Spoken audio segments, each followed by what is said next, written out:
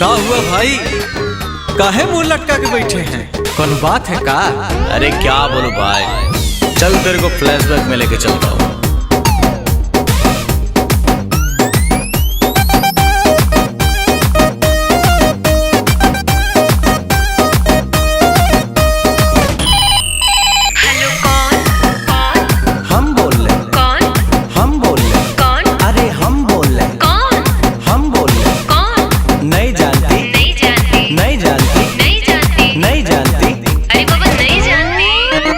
Number पे उसके मैंने किया टेलीफोन,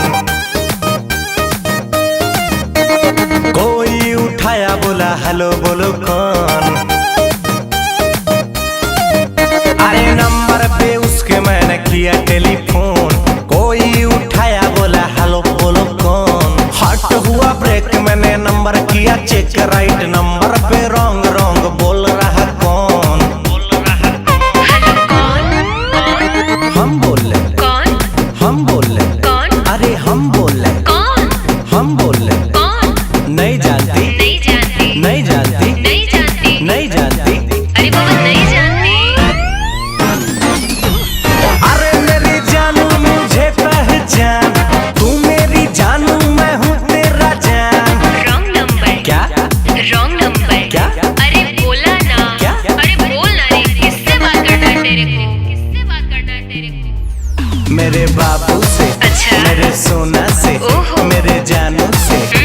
थप्पड़ लगेगा ना दिमाग सही हो जाएगा। भाई ये लड़की तो उल्लू बना रही, उल्टा सीधा बोल के तुमको घुमा रही। ऐसा बात नहीं है, वे प्यार हमसे करती है, इसी नंबर से रात भर ये बात करती है। ऐसा बात है तो लगा ले फिर से फोन, देखते हैं साला उठाता है कौन। हेलो कौन, कौन, हम बोल रहे कौन, हम बोल रहे कौन, अरे हम बोल रहे कौन, अरे हम बोल रहे कौन। नहीं जानती, नहीं जानती, नहीं जानती, नहीं जानती, नहीं जानती, अरे बाबा नहीं जानती। अरे मेरी जानू मुझे पहचान, तू मेरी जानू मैं हूँ तेरा जान।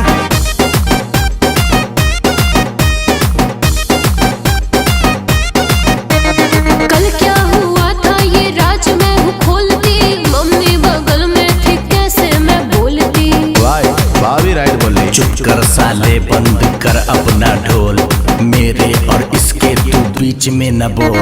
छोड़ो न